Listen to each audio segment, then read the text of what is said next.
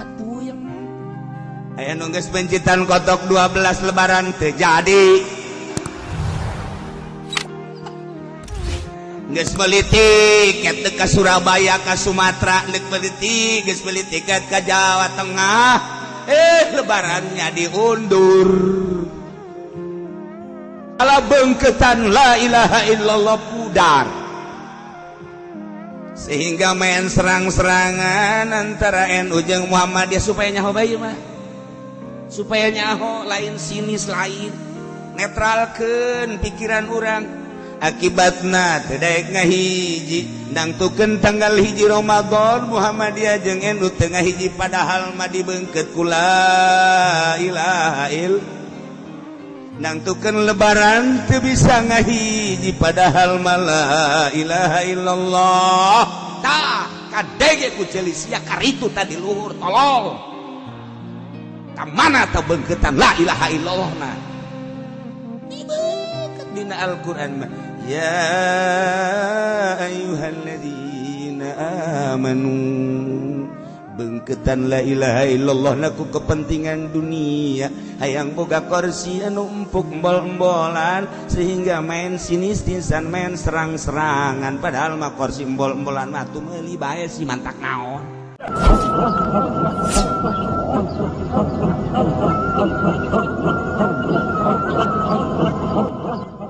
Hei para mukminun di mana bae ayana anjeun maka pansa beungkeut dibeungkeut ku kalimatun thayyibah la ilaha illallah. Satungtung nu maca la ilaha illallah sadunya eta teh sabeungkeutan dulur berarti urang di Jawa Barat di Banten jeung nu la ilaha illallah Jawa Tengah dulur jeung nu la ilaha illallah di Surabaya Jawa Timur dulur jeung nu la ilaha illallah di Medan sama itu juga saudaralah jeung nu aya di Sumatera itu pun sama masih saudara di Aceh wih masih dulur. Anu aya di Baduy we dulur kene dia gak sarua eta maka karake sa-Indonesia nasional horenganan jeung nu aya di Singapura eta ge sarua dulur di Malaysia dulur di Thailand dulur di RRC dulur urang kene di Walanda ge dulur di Emrik dulur sarua geus puguhun waya di Arab mah teman dulurna ge dulurna pisan di Baghdad Turki Pakistan India sarua nehi sarua dulur dibeungkeut ku kalimatun thayyibah la ilaha illallah. Kunaon haju ku ari pasaliang Muhammadiyah jeung NU teh kos lain dulur. Muhammadiyah NU jeung HTI teh kos lain dulur. Muhammadiyah HTI NU jeung Islam huruf teh kos lain dulur padahal mah beungkeutanna sarua la ilaha illallah. Nu manta kos lain dulur lantaran aya nu dipasinikeun Muhammadiyah jeung NU teh pasini jabatan sarua hayang pada ngarasa deukeut di pemerintahan hayang boga lolongkrang jang darariuk maranehanana nu baheula Muhammadiyah dijadikeun anak emas di zaman Pak Harto NU teu pernah dibere kabeladiana diperjuangkeun sinis bae NU ka Muhammadiyah akhirnya dengan keistimewaan gerak NU dilindihlah Muhammadiyah ku NU lah jadi anak emas. Nah tina kepentingan etalah akhirnya Muhammadiyah jeung NU tidak sinergis padahal mah beungkeutan la ilaha illallah. Tuh datang ke kuari tengah hiji lantaran masinikeun posisi NU sabaraha di negara, posisi Muhammadiyah sabaraha di negara, di sliding kuari ku HTI langsung ke tubuh negara, ujug-ujug aya di laluhur bae beuki kapanasan Muhammadiyah jeung NU tidak sinergis jeung HTI padahal beungkeutanna la ilaha illallah. Terjadilah guari berbagai partai nyin PKS eta teh di jerona menang Islam la ilaha illallah aya PKB eta teh NU la ilaha illallah aya fan eta teh nang Muhammadiyah jeung berbagai organisasi jeung berbagai partai aya bintang bulan teh PBB di Tangerang mah bintang bulan teh Kopea Peci Haji Sanusi.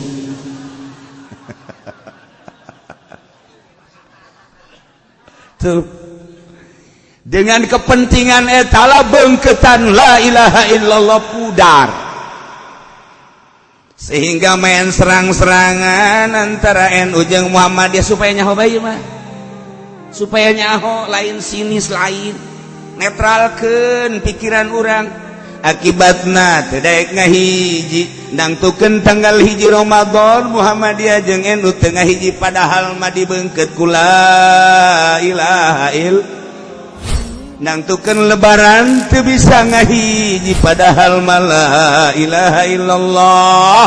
Tah kadege ku celisia karitu tadi luhur tolol kamana teh beungkeutan la ilaha illallah na dibeungkeut dina Al-Qur'an mah ya ayyuhalladzina amanu beungkeutan la ilaha illallah naku kepentingan dunia hayang boga kursi anu empuk embol-embolan sehingga main sinis-sinisan main serang-serangan padahal mah kursi embol-embolan mah atuh meuli bae si mantak naon lain kitu cenah kiai lain nyaho blon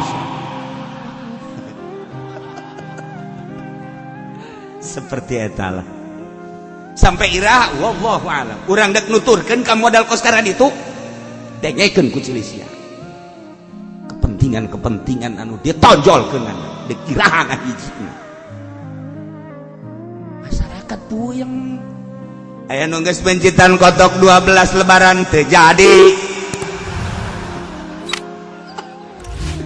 geus meuli tiket ka Surabaya ka Sumatera neuk meuli tiket geus meuli tiket ka Jawa Tengah lebarannya diundur. Patutkah seperti itu kita ikuti? Bertanya tuh kita sebagai rakyat yang sudah memasrahkan seluruhnya kepada pimpinan kita, tapi ternyata seperti itu. Dengan kepentingan masing-masing di organisasi jeung di partai, urang rakyat jadi korban. Kadenge ku celisia. Kos gitu hanya kepentingan kursi ngembol. Atuh meuli bae. Balik deui kana tadi tah. Aya organisasi Islam naon bae ge moal diling selantaran besi kaserang kepentinganana. Geus diisu-isukeunana ge geus teu bagus bae kajian ku kumaha ge sebab di luhur geus rapet. Jang nangtukeun perbut kedudukan. Seperti itulah negara. Padahal NU mah organisasi sosial keagamaan tiba heula diciptakeun ku Kiai Haji Hasyim Asy'ari. Ulah sok milu-milu urusan negara, lain berarti teu milu teh haju leupas lain, tetapi jadi penasehat. Nah ulah sok haju hayang cicing di dinya. tapi ku ari mamarilu di PKB orang NU, nu di NU orang PKB, anu diuk di DPR orang PKB, bahkan nu jadi menteri orang PKB orang NU.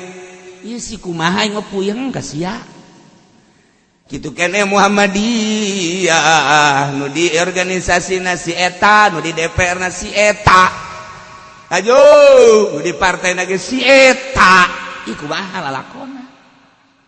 Maka wajarlah lamun pasalia seperti itulah Indonesia teu bisa ngahiji. Torojol hati idek yen khalifah diserang ku Muhammadiyah jeung NU. Itu kene Islam khurujna naonan cenah eta temanya dakwah teh model kos garari itu. Nyaritakeun fadilah-fadilah dari masjid ke masjid. Masa Islam harus begitu dakwahnya? Teu bareres Indonesia. Terus Islam jeung Islam teh bercokol, tinggal Kristen bengenahan cakaritanu, inilah makanan gue. Menta karitanu masuk ke NU, kasih uang, terimalah oleh NU, kasih Muhammadiyah, terimalah oleh Muhammadiyah, dikasihlah ke pesantren modern, diterimalah, emang lagi nungguin. Ke pesantren Salafiyah ge nyangakeun nurut, cium tangan, goblok. Makanan kafir. Seperti itulah. Ieu mah ngomong urang pada urang na bae. Engke ente di ditu ngomong kieu deui.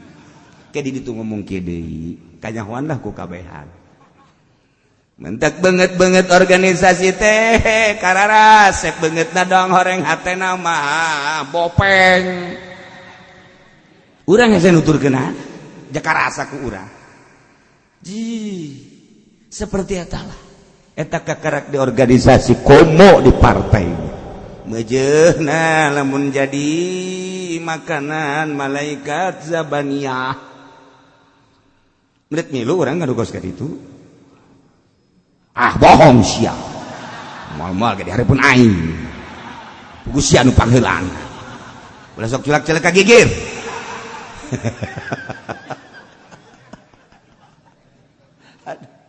Maksudna kumaha? Masya Allah karim, Islam makalbun yang lir tebeja jeung adegan imah ya syudu baduhu babon anu bisa kuat jeung rapih nu hiji guatan nu hiji di urang nyen imah mimiti nyen pondasi lah diukur pondasi nage ieu urang deuk nyen imah teh di tingkat apa henteu. Lamun ente di tingkat cukup bae atuh make racuk-racuk, tapi lamun dek di tingkat bae kudu make ceker kotok. Ceker kotok ge lah sih masuk ayam-ayaman. Tingkat bagian dek sabaraha tingkat ieu teh, satingkat, dua tingkat, tilu tingkat lantai dek sabaraha diukur sesuai jeung ilmu pembangunan, insinyur, arsitektur, silakan. Setelah dibangun pondasi naik kuari besi tuluy dipasang tuluy pangrari pangrari curcar cor kemudian langsung kuda-kuda tuluy pasang dan lain sebagainya. Ieu nu hiji nguatan jeung hiji deui mun eueuh tihangan rubuh ta imah tihang. Numantak kudu diatur mana besi nujang tihang mana besi nujang pangrari selum. Udah sok ngomong sih mah teh naon.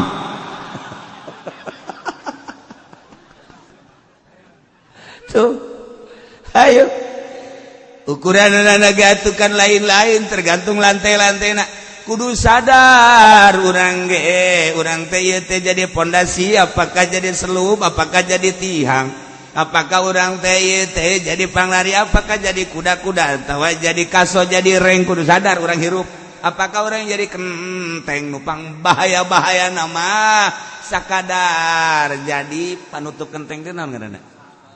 Lisbang. Lisbang makan gunana pamantes doang. Ya teu bake lisbang ge naon? Teu bantak nanaon imah teu make lisbang, teu bantak nanaon. Tapi eta kan lamun teu dilisbangan kan teu pantes. Nah, aya hirup anu jadi pamantes doang. Tah cara si eta pamantes doang gitu guna tapi kan lamun pamantes teu bagus nya nama kahujanan kanginan ge keropok kebal-kebal manya nama loba kahujanan bolong di sisi digigir kayak dirorot jadi panghurung gitulah Islam gitulah agama percis Kangjeng Nabi nyieun contoh melalui bangunan iman mantak naon urang lamun ngahiji atuh tama organisasi bae Muhammadiyah keun bae tama pimpinanana baheula Kiai Haji Muhammad Dahlan tahun 12 atuh du DNU baekeun wae tama pimpinanna Kiai Haji Hasyim Asy'ari 26 atuh keun bae hatai huruf bae berjuang babarengan di bumi pertiwi Indonesia tapi satu arah negakeun agama ulah pas ini mantak naon hiji keuneunaheunkan urang nu dihandap ieu teh berharap urang teh berharap ngahiji masyaallah karim masyaallah kunaon haji pasaliakos kitu hanya gara-gara nu ieu mah diangkat jadi menteri nu ieu tersisih berbeda nu ieu diangkat posisina teh di eta nu ieu mah henteu berbeda hanya dengan posisi-posisi mereka urang jadi korban. Na'udzubillah min dzalik wa min dzalik wa min dzalik wa min dzalik wa min dzalik. Ya karim. Dibengket urang ku la ilaha illallah. Nu mantak kanyahoan ku urang tanpa aya muatan maka mari keur demo pimpinan Habib Rizieq.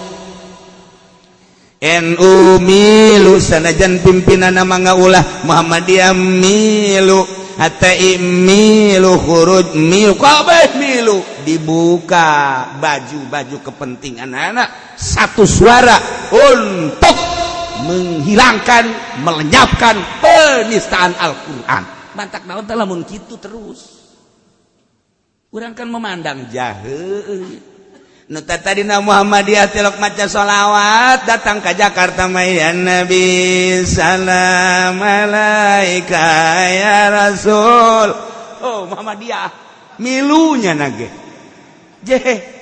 kabeh gitu marhaba waduh Masya Allah terbang marawis ayah tuh di situ mantak naon gitu maksudnya ngahiji urang resep tak tinggalkan habak pimpinan-pimpinan anu berkepentingan tanggeunaheun urang kos kitu tah tama sabodoh tama motif naon urang makan ieu mah sakadar menilai jaheuh aing ngahiji mah resep haju katuar tah henteu cenah engke katuar tetep bakal emang bakal hasil aya insyaallah sebab lamun ieu teu berhasil kiamat Indonesia percaya deuleukeun lamun nyana henteu kategor kiamat cenah pan kiai perang aju kiai gua aing atuh pokona mengerahkeun sia heula ti heula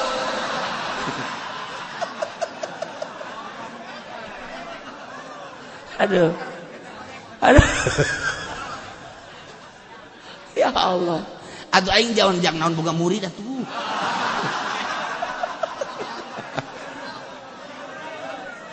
ya Allah ya karim Masya Allah aja kiai ku mah ya tenang bo manya kudu ninggalku itu hizib geus dipuasan nyawa-nyawa siap berangkat aing geus aya di itu di istana maksudna ngopi bareng ya Allah ya Rabbi makeur carita tah satu suara nah hiji urang kan mengamati urang polisi anu tadi sangar ge make kopiah haji make sorbannya sarua bae sabada tah mendek motif naon nu penting nu jelas nyana milu kitu bae sih cenah diinstruksikeun ieu mah beuseuh katembak urusan nyana tapi satu suara polisi ge diambungeun paeh sarua di ditu bang saya Nabi salam polisi milu sanajan ku nyamke nyom doang kosungut nini nu teu nyahona naon teh ayo polisi mah diajar ge niup priwit teh Nabi salam. Lamun niup priwit mah jago nya. Tret. Siapa teh nyaho kan lamun pit hiji naon mun tret naon siapa teh nyaho. Aing nyaho. Pan keur pernah jadi KM aing di SD.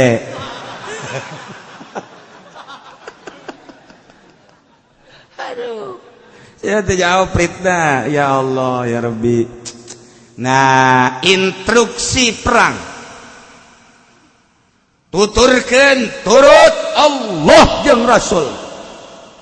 Kadek ketika Allah nggak instruksikan perang merangan kafir, atiullah wa rasul. Wasian. Tapi ternyata horenganan manusia teh sieun kita perang teh baheula zaman Kangjeng Nabi teh sararieun malanang tangan lantaran pimpinanna langsung Kangjeng Nabi.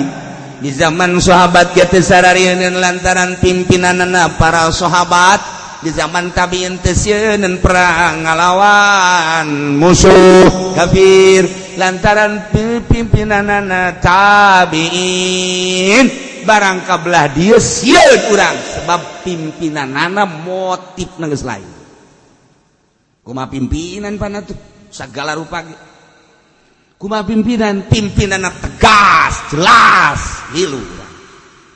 Cara kamari Panglima Gatot kan jelas. Urang teh terangkat perasaan urang. Hei, layak jadi presiden Gatot, Masya Allah. Teh jangan naon urang mah tetapi kagagahanana urusan politik urusan nyana tapi urusan gagahna ya mah. Tapi urang teresep jasa kasih eta.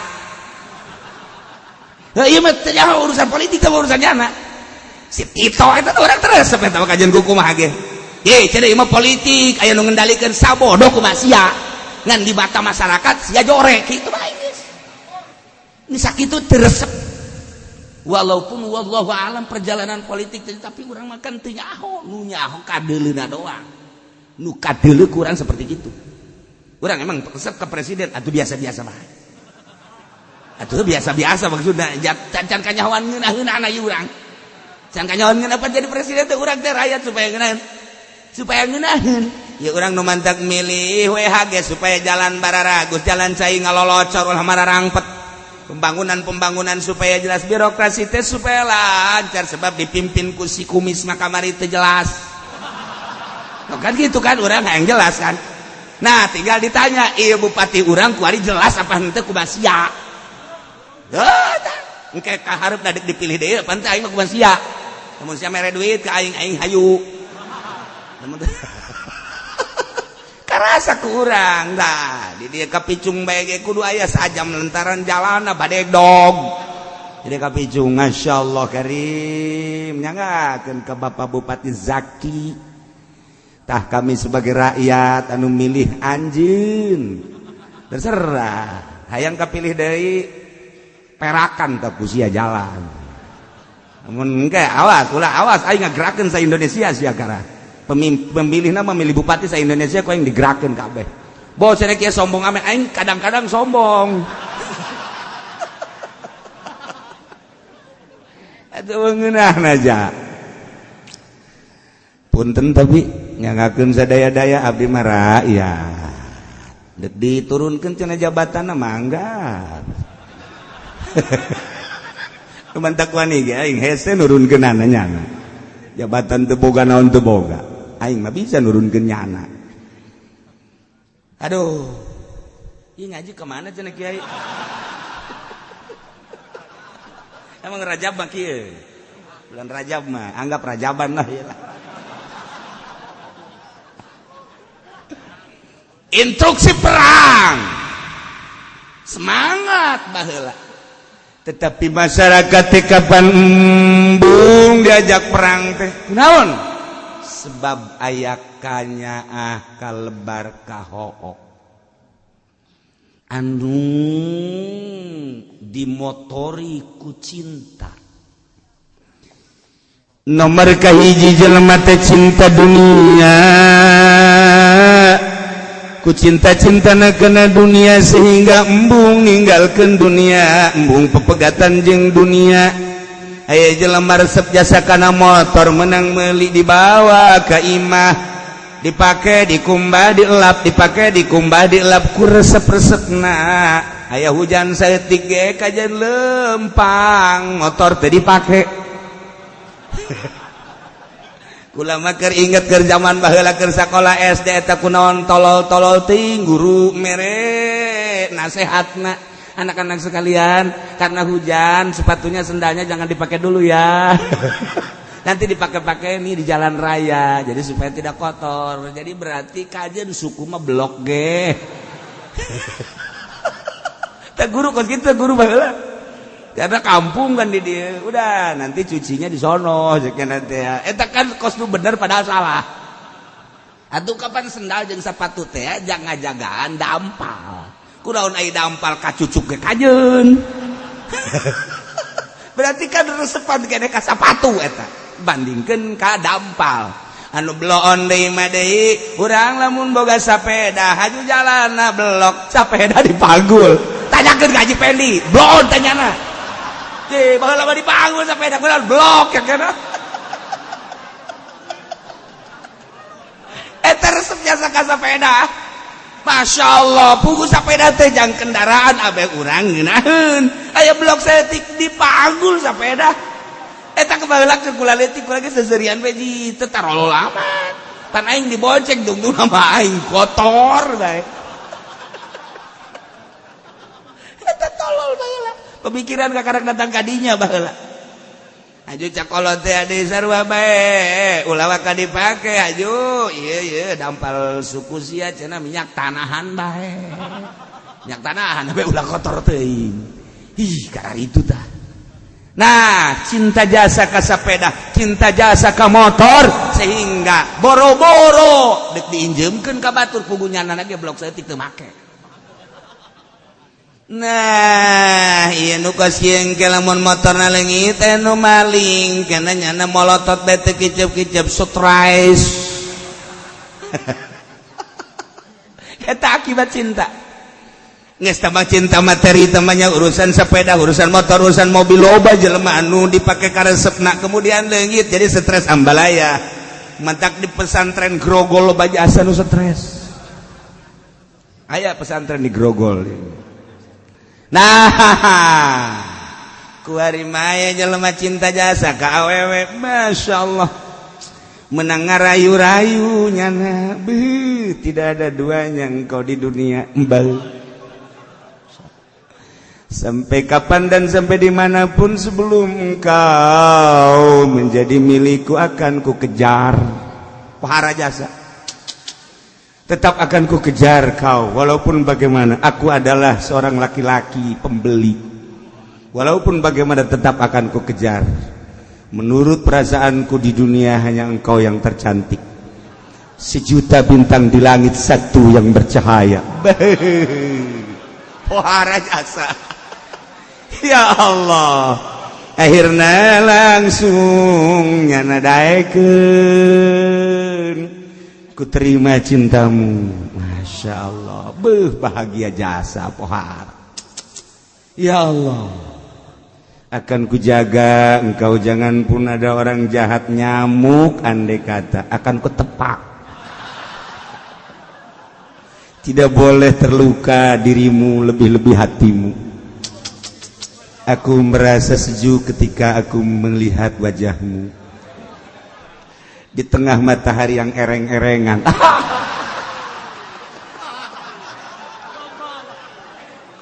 Masya Allah kari akhirnya lalaki na menyintai kawewe dawen agak gitu kena saling menyintai tapi ngaran agak lalaki mah gombal nelu awewe anu leuwih gelis deui padahal mah bobogan geus satahun 2 tahun pindah cintana kanu sejen tinggal awewe ngap baik.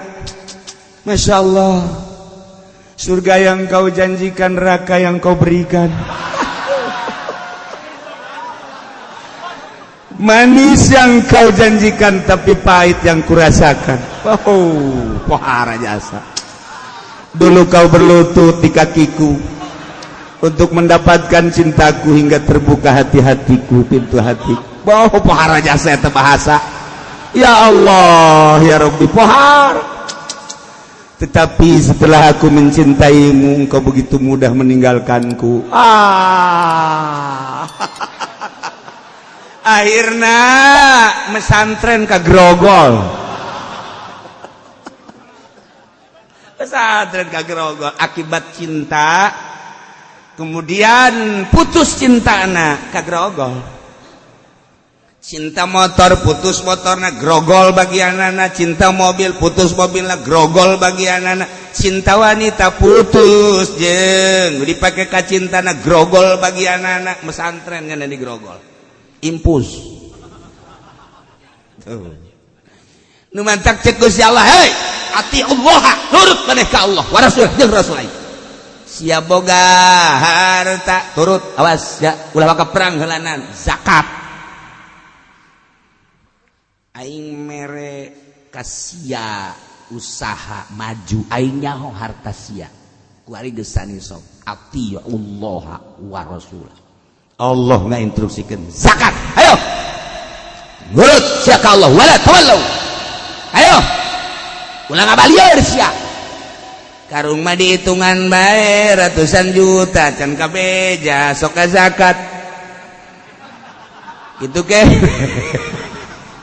Mobil angkot baloba tapi can kabeja ngazakat. Beuh perusahaan mah tuh di anu nu aing tuh di anu nu aing can kabeja ngazakat. Ieu sia pancak Allah ge ya ayyuhalladzina amanu atiullaha wa rasul. Boro-boro titah perang, titah pepegatan jeung dunia bae ge zakat sabaraha persen geus teu bisa. Ieulah bangkawarahna manusia. Bangkawarah. Tata kejaga zakat bae geus. Kuari masing hade sia teh kapan geus jadi miliuder, geus jadi hartawan jutawan. Nang aing teh cek Gusti Allah tuh urusaneun sia masjid, tuh urusaneun sia fakir miskin, tuh urusaneun sia yatim piatu, tuh urusaneun sia pondok pesantren majelis taklim. Pegatkeun ku sia karesep sia sok kadinyakeun. Boro-boro kadinya zakat ge henteu. Atiullah wa rasulah. Ulah pake ngadalilan anu beda puasa beda lebaran ieu dalilna waduh logor teuing atuh. Dalil mah kudu kos kopeah. Kopeahna nomor 5 kudu make kopeahna nomor 5. Ulah kopeah nomor 5 make nomor 25. Matak aya kiai ngadalil ka kula atiullah war rasul heuy cenah kiai. Can didenge ku aing mah. Ketrukeun dalil sia nu bener heulana. Kulogor amat sih ngadalil.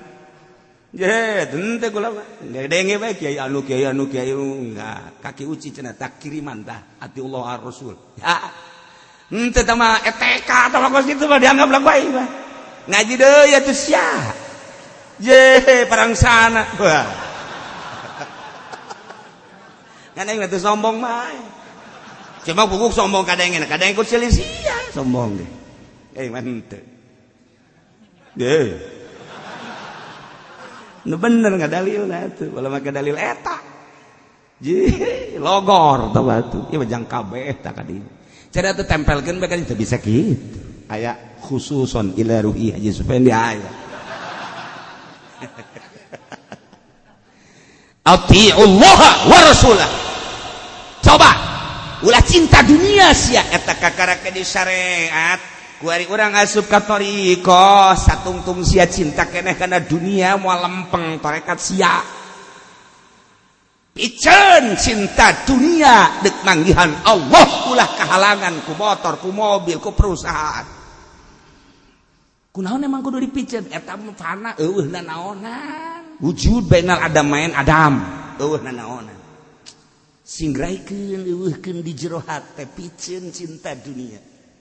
Ulah kudu bogana naon urusanana lain kitu ulah cinta dunia panjang makhluk eueuh-eueuhkeun atiullah wa rasul tuturkeun Allah turut Allah cok lagi kakara di dinya lamun urang daek nuturkeun instruksi Allah zakat tah yatim piatu pake di tah masjid Keur ngomong ngeunaheun dia saya.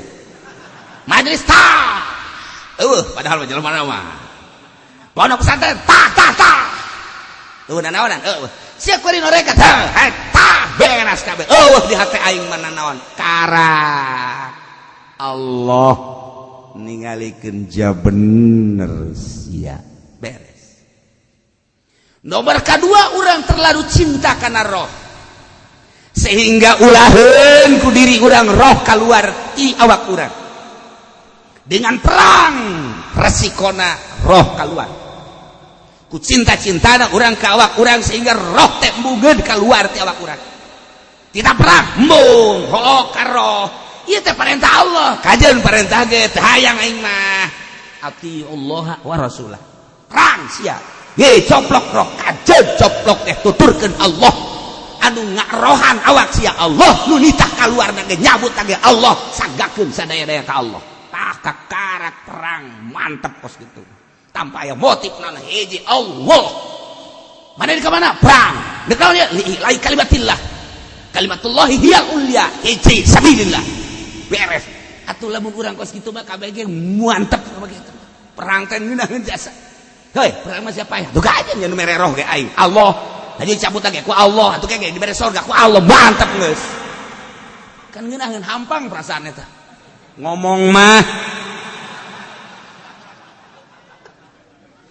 ku cinta-cintana kana roh sehingga ulaheun roh teh kaluar ti awak urang. Kangjeng Nabi nitah puasa Rajab sunnah. Hei, cak Kangjeng Nabi tuturkeun Allah, tuturkeun Rasul Allah, puasa Rajab sia sunnah teh. Ain wajib nama Ramadan. Ku hook-hookna ka awak roh besi coplok isu keneh geus 2 piring wuduk. Boro-boro perang sia. Ji cenah kieu nu di dieu mah puasa kabeh teh podol sero. Emang aing teh nyaho ngarokok ngeleput itu tadi. Ji emang kieu neuleuh atuh neuleuh aing. Sia. Aju kunaon eta atuh teh nanaon. Titah puasa Ramadan. Titah puasa Rajab sunah. Duh hook jasa ka awak besi roh coplok. Kakaraknya titah kos gitu. Ya ayyuhalladzina amanu atii'ullah wa rasulah. Nu iman geura sing narurut maraneh kabeh ka Allah jeung ka Rasul Allah. Aju hudang penting. Tahajud. Hayu hudang. Wa minal laili fatahajjad bihi nafilatan lak. Asa hudang. Duh.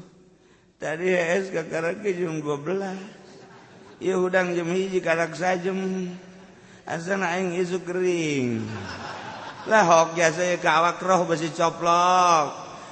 Lain kaca aing ngabenerkeun angga. Dikepruk-kepruk dipluk.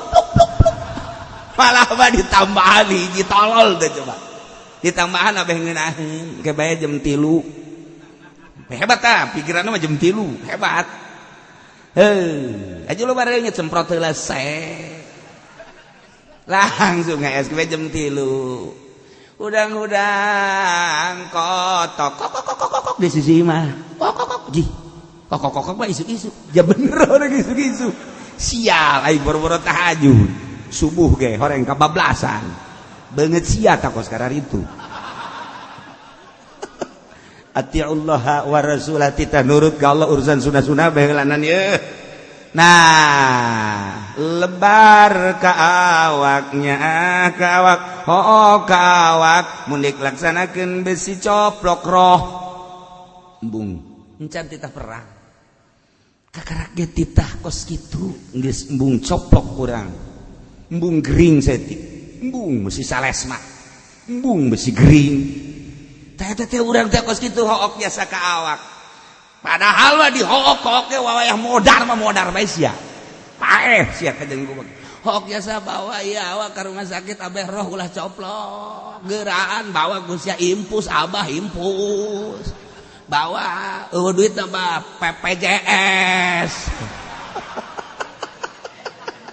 bah telok di urusan BPJS aku pemerintah atuh sia jual-jual naon heulanan atuh ieu abah besi kaburu keluar roh ieu asa deuk ngangkat-ngangkat bae bawa abah marahnya nah dibere muriang teh ya besi coplok roh hook biasa berarti ke awak ngarah ke anakna wayah paeh tapi lamun urang geus nurut maka Allah ih tentrem paeh tuh. Jadi cobaanana heulanan ieu aya teh instruksi perang. Ulah wakat kita perang nyoplokeun dunia bae heulanan sebab perang mah coplok jeung roh-rohna. Ulah wakat heulanan tah nyoplokeun dunia bae heula. Zakat. Ya Allah ya Rabbi abdi diperintah ku Gusti Allah titah nyoplokeun ieu hak batur du fakir miskin. Teu geuleuh teu maleg demi nurut ka Allah jeung Rasulna taat fakir miskin. Bikeun ka kiai pangaturkeun fakir miskin abdi mah geus teu bawakan teu kakuat kakait urusan kos kitu mantap jasa teh kadangena itu kenaon teh kiai eta keur ngabangun masjid masyaallah butuh sabaraha kiai gitu teh sababaraha mah teu babae deuleuhan di imah aya 2 miliar cukup teh kiai keke aing asa muringak bulu ye lain punduk bae nu handap ge ara muringak ye beneran kulik ya tah kita nah perintah Allah ati Allah wa rasulah abdi nyoplok-nyoplokkan dunia geus teu hook tah pake syiar agama Allah karak ati Allah wa rasulah eta nu kos kitu layak dibawa perang ari model kos kieu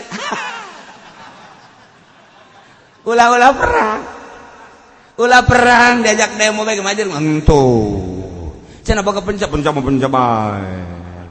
Haji Mualmir moal ngan deuk bejak cenah nyeun buras mah masa nyeun buras biasa teh sae nyumbang beres geus bawa ka Jakarta biasa aya keneh ayo keneh irahanya demo deui paling untung aduh tama kokos jelema pidato mawa supirna gagah barang dek balik pajar kiaina supir teh jadi amplop jang kiai dibikeun ka supir jang kiai leutik jang kiai mangan 300 supir ieu ai jang kiai mah 3 juta 4 juta baru datang ka imah kan kiaina muka wah kajeun kumaha salah hili kajeun kumaha nanyakeun ka supir kan teu etis masa si kiai nanyakeun ka supir hayang kanyahoana kumaha ye menang 2 poe supirna ngomong deui kiai undangan deui ira deui geus kajawab geus ku aing aduh supir nanyakeun undangan deui bangun sumingrah teh kitu geus kajawab geus berarti sia ye hayang aing mah bebeja tuh sia jadi teu kudu ngomong teu kudu ku nanyakeun bae tah kos Haji Pendi nanyakeun demo deui sumingrah ka harti geus geus teu kudu ngomong geus ka harti asal nanyakeun iraha demo deui bangun kekerot teh gitu eta kos supir nu tadi iraha sih undangan deui abdi siap geus ka harti geus berarti salah mere kajeun ngomong ih ngaji datang ka mana sih nu sebenarnya Allah wa rasulah sing narurut maraneh kabeh ka Allah jeung Rasul sok dimimiti instruksi perang ulah hook ka harta ulah hook ka nyawa motifna kalimatullahi hiyal ulya kabladiana training heula urang coba tita puasa Rajab memeh Ramadan hook teu kanyawa besik coplok bladiana eta heula sedekah sunah hook teu besi coplok kabladi tunakeun nu fardu nu wajib lamun geus dengan ikhlas jeung ridho inget ka ayat Allah wa rasulah tah ngeunah dititahna ge wala tawallaw turidwan ulah ngabalir aranjeun kabeh ti Rasulullah dengan cara bimukhalafati amri kunyulayan kana perintah Rasul asal nurut ka Rasul nurut ka Allah wa antum tasma'un padahal aranjeun kabeh ngadenge ka Al-Qur'an ngadenge ka pituah-pituah kana nasihat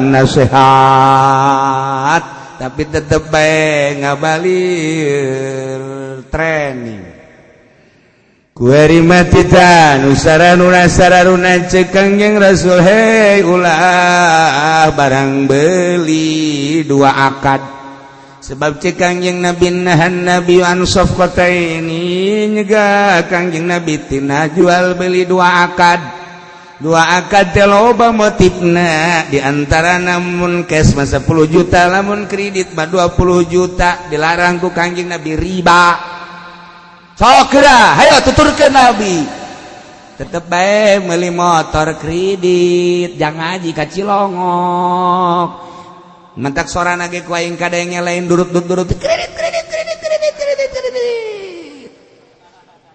eta motor teh berat ka hareup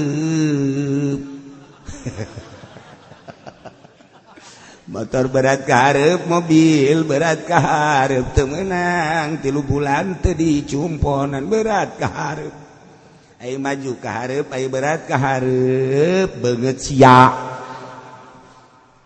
dan lain-lain sebagainya ulah ansuf kotain ambalaya mun dijabarkeun malomba jasa urang beli motor di dealer tetapi urang teu bisa langsung ka dealer kudu melalui leasing langsung ka bank urang jual beli jeung dealer tapi aya orang ketiga bank teu bisa teu melalui bank berarti bank teh eta teh hayang untung di antara nu 2 jual beli nu meuli jeung nu ngajual padahal lamun langsung meuli ka dealer nama cukup 15 juta lantaran melalui bank jadi 20 juta nahan Nabi anu safqatain karasa ku sia di akhirat bakal dibeulung sia ji emang kumaha kitu cenah aya kiai itu nu ngahalalkeun aya dalilna pantogeun kiai kos kitu pantogeun geus ulah make ngadu dalil ulah cekel huluna ieu tihang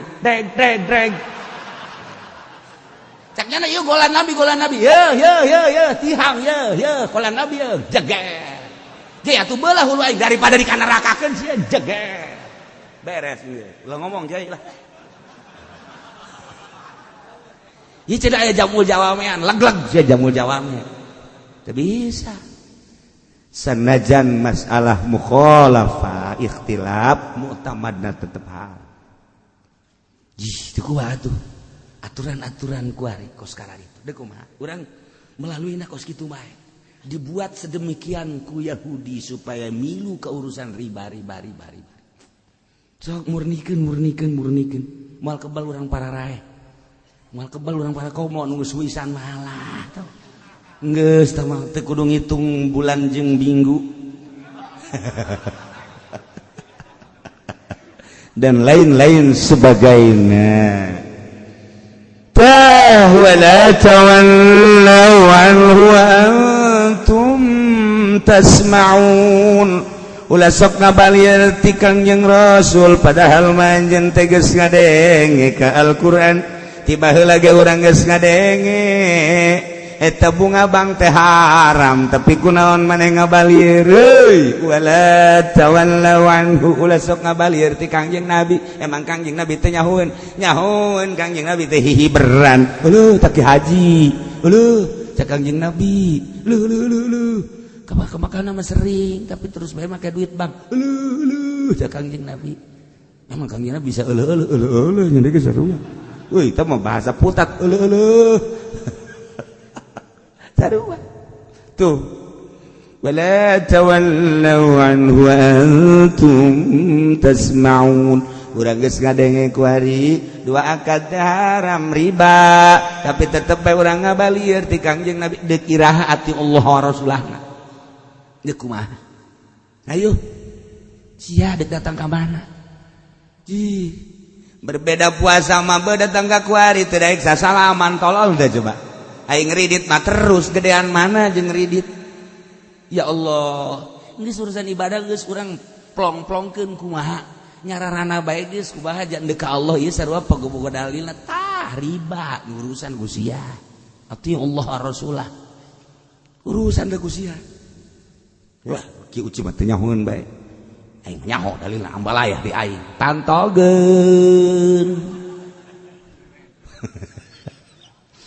wala tawallaw anhu antum tasma'un gara-gara nama kiai hayang boga kedudukan aya di partai pangbahaskeun cek pemerintah tah urusan eta batur ngaharam-haram coba ku sia halalkeun ke sia ku aing dibere kedudukan atawa sia ku aing ge dibere duit ajunya naneangan kitabna nu haram jadi halal tah kiai partai mantap ku Allah teu dibere berkah ge cabut ku Allah keberkahan ilmuna walah wahuluh nyanana marah bae nu aya suzon bae ka batur nyana geus teu kapake lantaran kapakena ku itu ku itu geus teu kapake ku masyarakat geus henteu tinggal nyana bae mamarahan bae nyekelan kokoprak bae paling ngoprak kan naon kotok ulah kitu cenah kiai aing deuk kitu bae aing mah nu geus banggeus maksudna sieun encan sing hade kitu maksudna wala tawallaw anhu wa antum tasma'un ngadenge Quran tapi sia teu ngadenge teu galingsi ngadenge pitutur beuh kipu doli mah diondang deui tapi teu didengekeun gunyana horeng kiaina ge kitu ieu wa antum tasma'un Quran wal mawa'iz wala takunu kalladzina qalu sami'na wa hum la yasma'un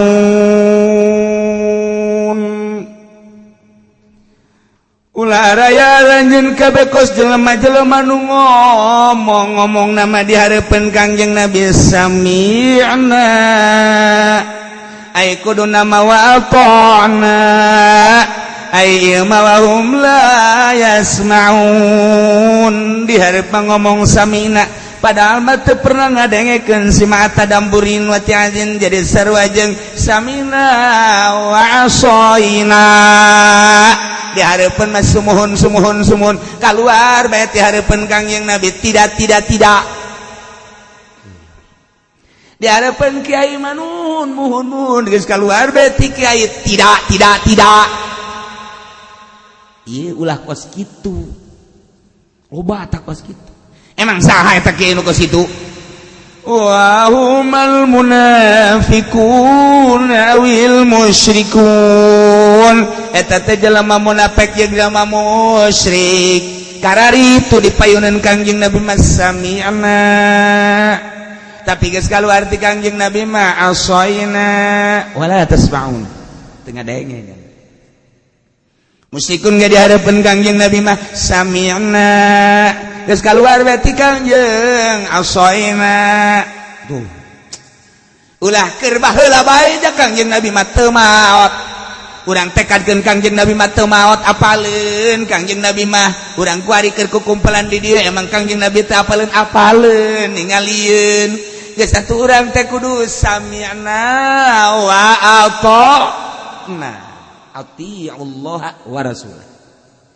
nurut abdi nguping abdi bade nurut sakumaha nu diutarakeun ku Gusti Allah melalui Al-Qur'an dijabarkeun oh horenganan riba teh kos kitu haram abdi ngadenge abdi bade nurut nu enggeus ku abdi bade dicoplok-coplokkeun moal di deui abdi bebersih oh bener cak Kangjeng Nabi sami'na wa ata'na oh tita ngazakat deuk abdi ngazakat sami'na wa ata'na oh abdi deuk demi syiar tuh masjid sami'na wa ata'na perang siap sami'na wa ata'na cak Kangjeng Nabi lamun Kangjeng Nabi nyaritakeun innallaha ma'ana kasidina Abu Bakar naon bedana ku ari ge cak Kangjeng Nabi sarua maneh teh bareng jeung kaula innallaha ma'ana kula bareng jeung anjeun Allah bareng jeung anjeun maneh duaan Allah katiluan maneh tiluan Allah kaopat maneh 10-an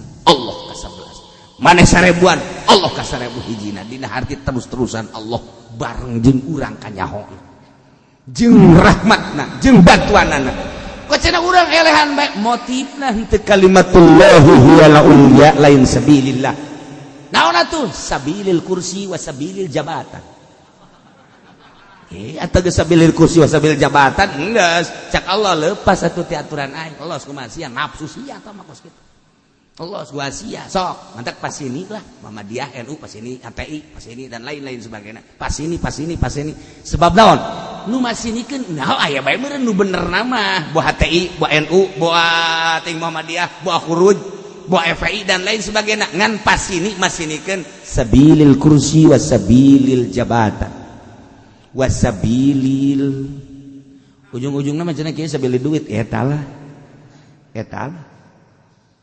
teu tapi meureun aya nu bener nama ngan teh ya urang wallahu a'lam teu ulah maksudna datang ka masinikeun soal kos dipasinikeun kajeun kos jelema deuk ka Allah kemudian diaromongkeun biasa tah kos kitu mah kajeun sadaekna sia ngaromongkeun aing bae kayak kajahoan di akhirat beres nih nyahun baiknya nak nah iyalah wala takunu urarek araya anjeun kalladzina qalu seperti jelema nu ngaromong samina wa hum la yasmaun dongeng nama kieu dititahan nurut ka Allah jeung ka Rasulna tapi eta musyrikin teh ngomong ka Kangjeng Nabi kafirin teh ngomong ka Kangjeng Nabi Muhammad maneh teh cenah hayang dituturkeun sebab maneh teh cenah utusan Allah Nabi Allah tuh coba nunggeus pae Qusay bin Kilab terbunuh Abu Jahal terbunuh Sufyan terbunuh coba hudangkeun deui nyana lamun hudang engke nyana ngomong heuy tuturkeun Muhammad ku aing ge karasa gara-gara teu nuturkeun Muhammad aing disiksa tah tuturkeun Muhammad sebab Muhammad teh nabi Allah tah coba kos kitu Muhammad hudangkeun coba nu paeh goblok teu coba tolol eta pamentana pohara jasa Kanjeng Nabi dipentak kitu kumaha lantaran waktuna geus beak wallahu alam bisawab.